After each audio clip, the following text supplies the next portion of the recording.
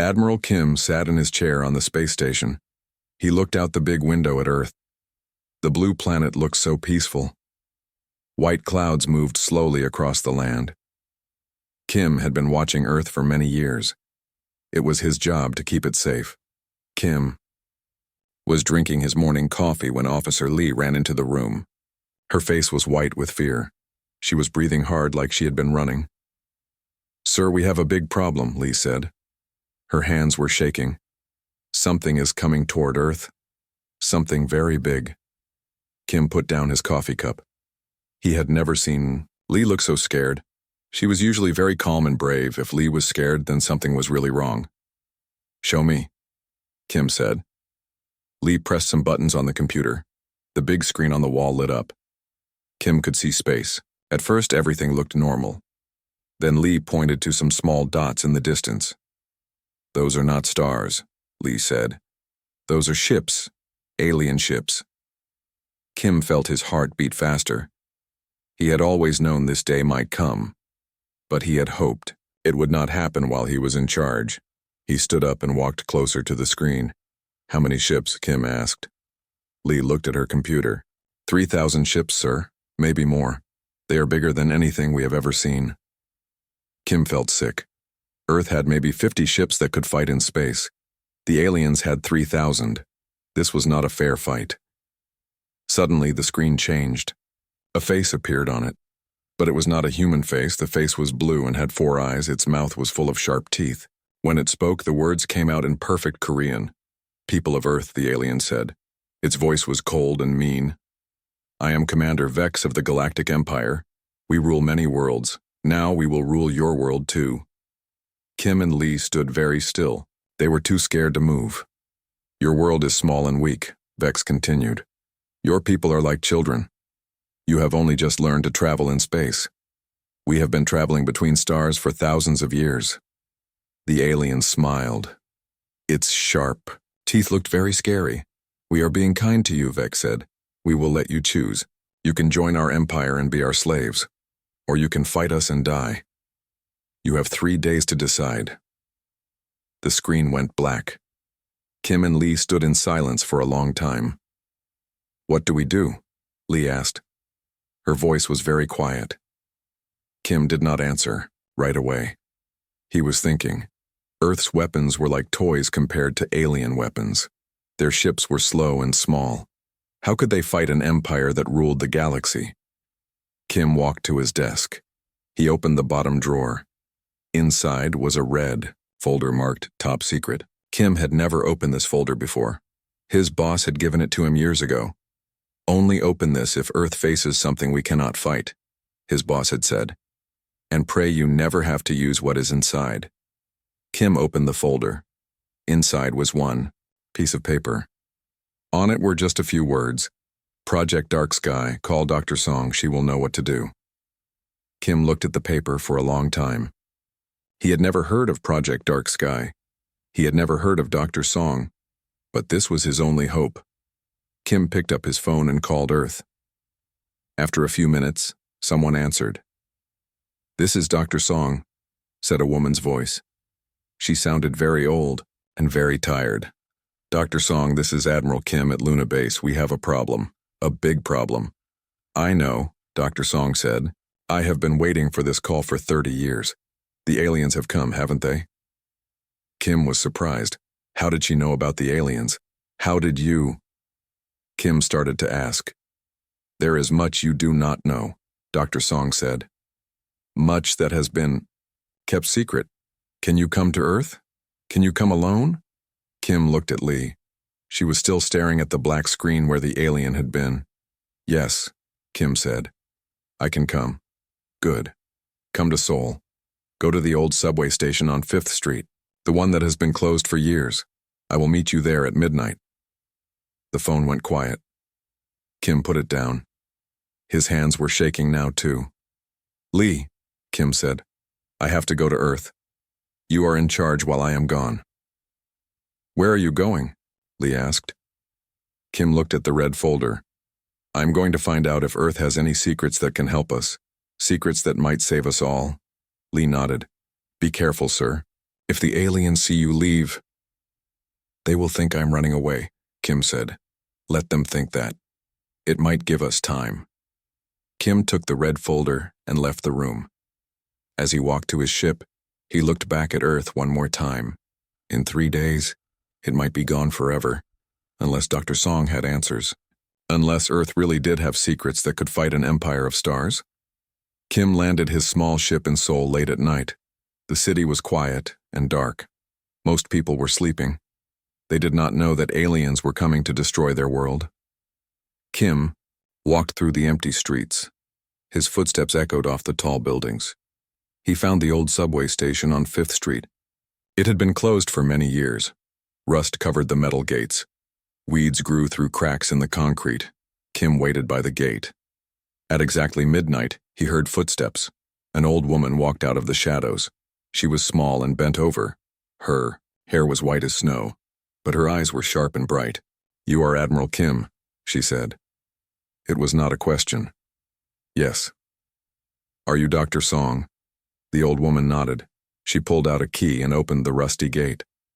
"Follow me, and do not be afraid of what you see." Kim followed Dr. Song down the old subway stairs. Their footsteps echoed in the dark tunnel. Dr. Song turned on a small light. The walls were covered with strange symbols that Kim had never seen before. They walked for a long time through twisting tunnels. Kim began to wonder where they were going. Then Dr. Song stopped at a heavy metal door. She pressed her hand against a small panel. The door opened with a loud click. Inside was a room full of computers and bright lights. But that was not the strangest thing. The strangest thing was the people in the room. Some of them looked normal, but others did not look human at all. One man was very tall and very pale. His eyes were completely black. His teeth were long and sharp like a wolf. Another person seemed to be made of shadows.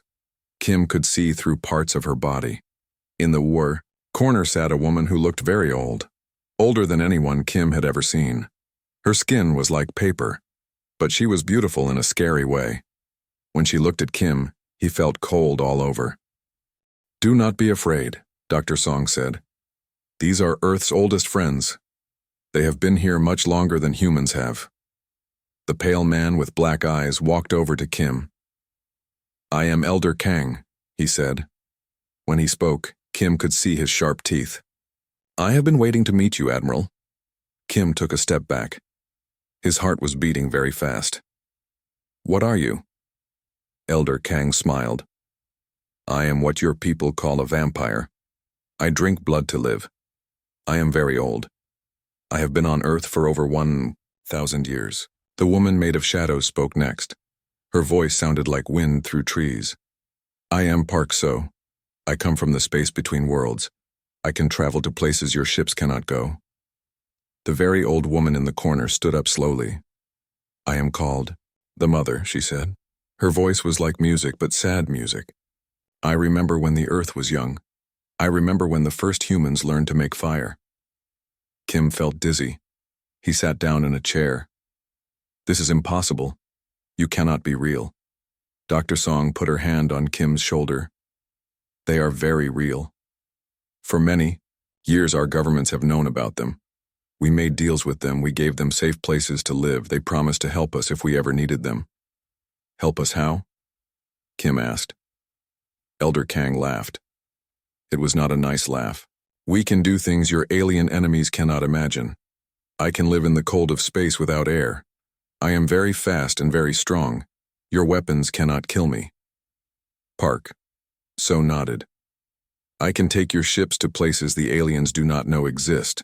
I can hide them between worlds where no radar can find them." The Mother walked closer to Kim. "I know magic that is older than the stars. I can make your enemies see things that are not there.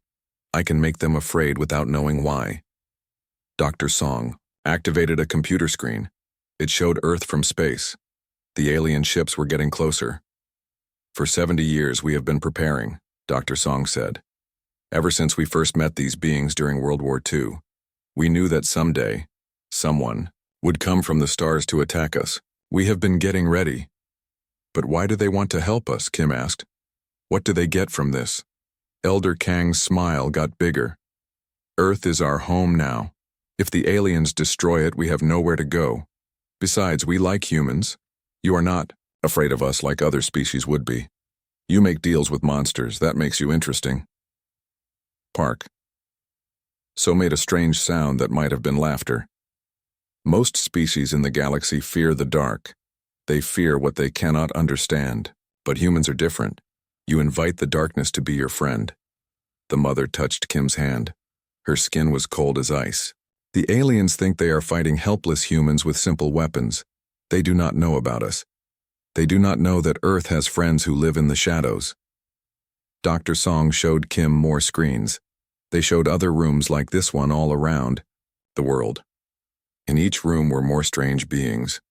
Some had wings. Some looked like they were made of smoke. Some had too many arms or too many eyes. There are thousands of them, Dr. Song said. They have been hiding and waiting. The aliens want to conquer Earth, but Earth is not defenseless. We have allies that the galaxy has never seen before. Kim stood up slowly. He was not afraid anymore. He was starting to understand. The aliens think this will be an easy fight, Kim said. Elder Kang showed his sharp teeth again. Yes, they think they are hunting sheep. They do not know they are about to fight wolves. The alien ships arrived, at Earth like a dark cloud covering the sun. Commander Vex sat in his command chair and smiled. His sharp teeth gleamed in the light of the ship's controls. This would be easy. Humans were weak and stupid. Begin the attack, Vex ordered his soldiers. The first wave of alien ships moved toward Earth. They expected to see small human ships, running away in fear. Instead, they saw something impossible. Human ships appeared out of nowhere. But these ships looked different. They were black as night and seemed to bend light around them. Some ships appeared solid one moment and see-through the next. Captain Yu sat in his command chair on the human ship called Dark Star. Beside him stood Elder Kang, the vampire. Elder Kang's black eyes watched the alien ships approach. Remember, Elder Kang said to Yu, fear is their weakness. We do not fear them. That makes us stronger. Yu nodded. He pressed a button and spoke to all the human ships. This is Captain Yu. Today we fight not just as humans but with our oldest friends. Show these aliens what Earth really is. The Dark Star moved toward the alien fleet, but it did not move like a normal ship. It seemed to dance through space, appearing and disappearing like a ghost. The alien weapons fired at it, but the beams passed right through. Elder Kang laughed. They cannot hit what exists between worlds. On another human ship, Park So used her shadow powers to move the vessel through dimensions the aliens did not know existed. One moment the ship was in front of the aliens. The next moment it was behind them, firing weapons that seemed to be made of darkness itself. The aliens began to panic. What are these ships? One alien captain screamed into his radio. Our sensors cannot lock onto them. Commander Vex watched his screens with growing fear. His ships were supposed to destroy the human fleet in minutes. Instead, human ships were appearing and disappearing like magic. Some seemed to be in two places at once. Impossible, Vex muttered. This is not how humans fight. On Earth's surface, alien soldiers landed in the major cities. They expected to find scared humans hiding in buildings. Instead, they found something much worse. Colonel Han stood in the ruins of Seoul with his strange army. Beside him were vampires with glowing red eyes. Behind him were creatures made of smoke and shadow. Above him flew beings with black wings who could see in the dark. The alien soldiers marched down the street in perfect formation. They carried weapons that could melt steel and armor that could stop bullets. They felt confident and strong. Then, the shadows began to move. Elder Kang appeared behind the alien soldiers like a ghost. He moved faster than their eyes could follow. Before they could raise their weapons, he had torn through their ranks with his bare hands. His strength was greater than their machines, Park.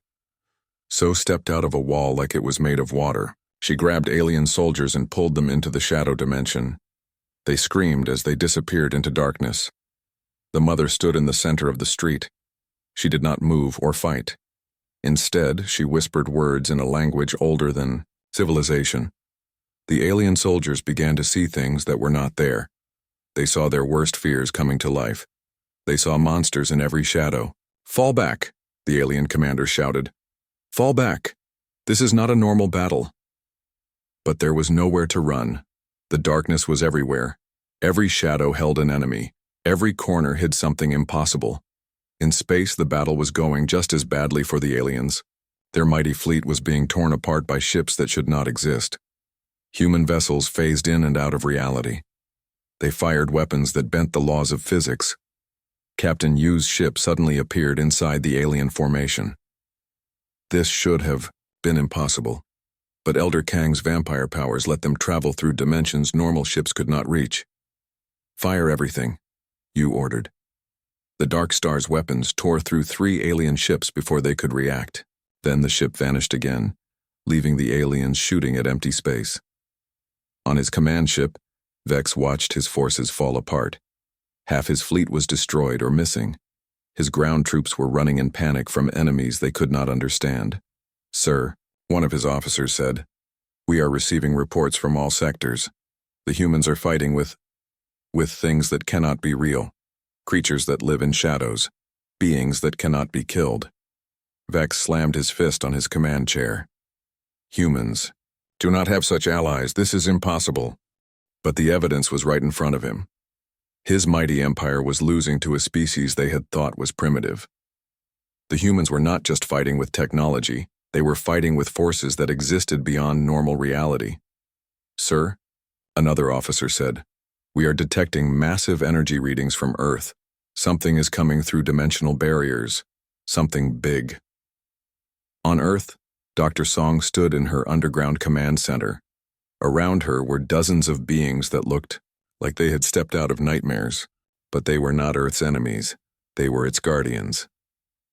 "Phase 2, Dr. Song announced. "Let them see what happens when Earth's children come home." The real battle was just beginning. News traveled fast across the galaxy.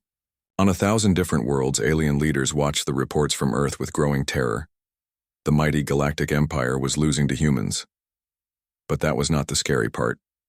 The scary part was what the humans were fighting with. On the planet, Zephyr, High Commander Vex's superior, General Roth, watched the battle reports with 4 of his eyes while his other 2 eyes scanned intelligence data. What he saw made his crystalline body shake with fear. "This cannot be real," Roth said to his advisors. "Humans do not have such technology. They barely know how to leave their own solar system." His chief advisor, a slug-like creature named Glek, pointed a tentacle at the screen. "Sir, our sensors confirm it. The humans are fighting alongside beings that do not appear in any of our databases. Some of our soldiers report seeing creatures that drink blood and cannot be killed. Others describe enemies made of pure shadow." Arth felt sick. The Empire had conquered over 300 worlds. They had never seen anything like this. "What are these creatures?" "We do not know, sir. But they seem to exist in dimensions our science cannot measure. Our weapons pass right through some of them. Others absorb our energy blasts and become stronger." On another world called Korvac, the fish-like Admiral Blub was talking to his war council. His gills flapped nervously as he spoke. "I have fought in 50 campaigns," Blub said. "I have seen plasma weapons that can melt mountains. I have seen ships that can destroy moons. But I have never seen anything like what happened at Earth." One of his officers, a creature with purple skin and 6 arms, raised a hand. "Sir, should we send reinforcements to help Commander Vex?" Blub's large eyes bulged with fear. "No. We do not even understand what we are fighting. How can we send our people to die against enemies that should not exist?" The meeting was interrupted when a communication came in from another world. It was Admiral Zek of the insect people. His bug-like face filled the screen. "Blub," Zek clicked in his insect language. "Have you seen the reports? The humans have made allies with forces from outside normal space. Our psychic specialists cannot even read their minds. They exist partially in other dimensions." Blub nodded sadly. "The Empire has made a terrible mistake. We thought humans were weak because they were new to space travel. We did not know they had such friends." Back on Earth, in Dr. Song's command center, things were going better than anyone had hoped. The old woman watched her screens with satisfaction. Around her, the strange beings who had lived in Earth's shadows for centuries were finally showing themselves to the galaxy. Admiral Kim had returned from space and now stood beside Dr. Song. He was still amazed by everything he had learned. How long have they been here? Kim asked, pointing to a vampire who was coordinating attacks with human naval officers. Some of them came to Earth thousands of years ago, Dr. Song replied. Others were born here when the Earth was young. They have been waiting for the right time to reveal themselves. The mother, the ancient woman who looked older than time itself, walked over to them.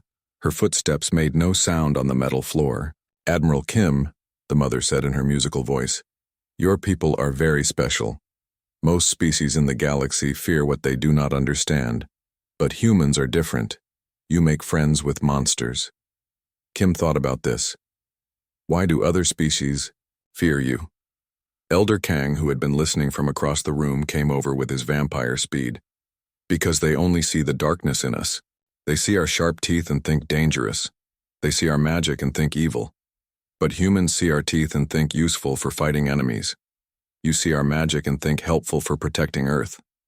Park, so materialized from the shadows. Most species try to destroy what they cannot understand. Humans try to become friends with it. That is why we chose to help you. On the screens, they could see alien ships retreating from Earth's solar system. Many alien worlds were calling back their fleets. The Empire's confidence was breaking. Dr. Song received a communication from deep space. It was from one of the Empire's member worlds, a planet called Thylos. The speaker was a tall, thin alien with blue skin. People of Earth, the alien said, I am Ambassador Sillin of Thylos. My world wishes to withdraw from this war. We do not understand what forces you command, but we recognize that you are not the primitive species we thought you were. More communications came in. World after world was asking for peace. They were too scared to continue fighting. Kim smiled. They thought we were weak because we were new to space. They did not know that being new means we had not learned to be afraid of the dark yet. Elder Kang showed his sharp teeth in what might have been a grin. Fear is spreading through their empire faster than their ships can travel. They are discovering that the galaxy is much stranger than they believed. The mother nodded wisely. For too long, the galaxy has ignored the forces that exist in the spaces between worlds. Earth has shown them that such forces can be allies, not just enemies. Dr. Song looked at her screens showing the retreating alien fleets. The Empire ruled through fear. But now, they are the ones who are afraid. Commander Vex was desperate. His mighty empire was falling apart. World after world was leaving his side. His soldiers were too scared to fight. He had only one choice left. Activate the planet killer, Vex ordered his remaining officers. His officers looked at him with fear. The planet killer was the Empire's most terrible weapon. It could destroy entire worlds. But it had never been used before because it was too dangerous, sir, one officer said. If we use that weapon, it might destroy us too. Vex's 4 eyes burned with anger. I do not care. If I cannot have Earth, then no one can have it. Deep in space, a massive ship appeared. It was bigger than a moon. Strange energy swirled around it like purple lightning. This was the planet killer. It moved slowly toward Earth like death itself. On Earth, Dr. Song felt the change immediately. All the strange beings in her command center stopped what they were doing. Their faces showed fear for the first time. What is it? Admiral Kim asked. The mother closed her ancient eyes. Something terrible comes. Something that can tear holes. In reality itself, Elder Kang growled like an angry wolf. The Empire has brought their ultimate weapon. It does not just destroy planets, it erases them from existence completely. Dr. Song looked at her screens. The planet killer was moving toward Earth. In 6 hours, it would be close enough to fire. When it fired, Earth would simply stop existing. Can we stop it? Kim asked. Park. So stepped out of the shadows. Alone, no. But we are not alone anymore. The mother raised her hands and began to speak in the old language. Her words seemed to echo in dimensions that human ears could not hear. Around the world, every strange being that lived in Earth's shadows heard her call. From the deepest caves came creatures that had slept for thousands of years. From the bottom of the ocean rose beings older than the continents. From the spaces between worlds came entities that existed in pure thought. In the Arctic, things made of ice and starlight awakened. In the deserts, beings of sand and dreams stirred. In the forests, spirits that had watched over trees since the beginning of time answered the call. Captain Yu watched from his ship as space around Earth began to change. Reality itself seemed to bend and twist. Ships that looked like they were made of shadow and starlight appeared from nowhere. "Admiral Kim," Yu said over the radio, "you need to see this." Kim looked at the screens and gasped. Thousands of impossible ships surrounded Earth. Some looked like they were made of pure energy. Others seemed to be constructed from crystallized music. A few appeared to be living creatures swimming through space. "Who are they?" Kim asked. The mother smiled. "They are the old ones, the first beings who learned to travel between worlds. They have been watching the galaxy for millions of years. They do not usually interfere with the affairs of younger species." "Then why are they here now?" Elder Kang answered.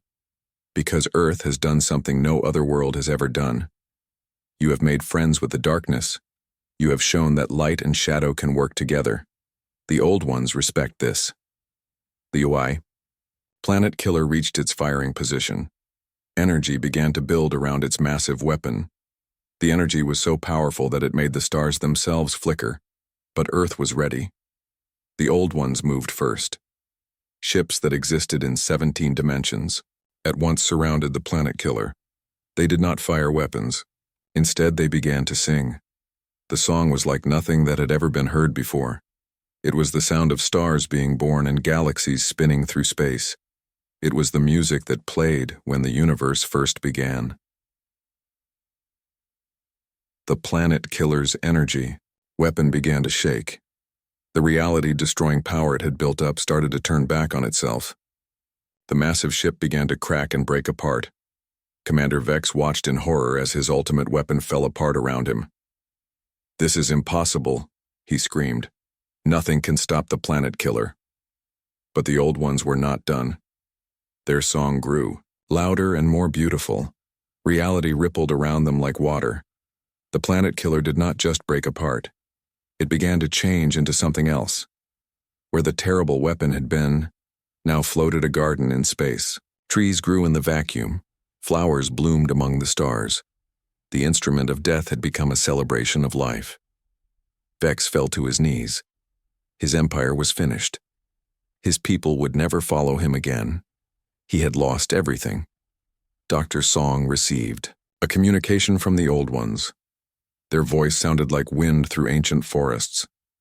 "People of Earth," they said, "you have shown the galaxy a new way.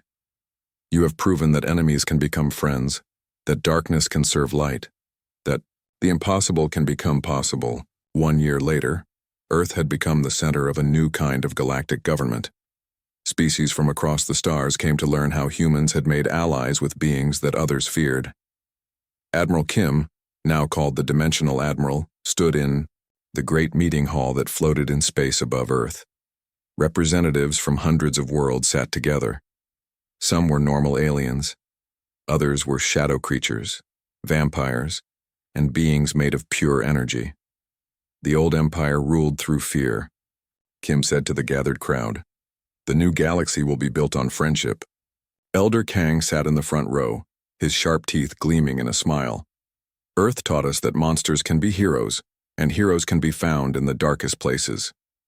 The mother stood and spoke in her ancient voice. "The galaxy is young. It has much to learn, but Earth has shown the way forward." Outside the meeting hall, the stars themselves seemed brighter. The galaxy had learned that its greatest strength came not from fear, but from the courage to make friends with the unknown.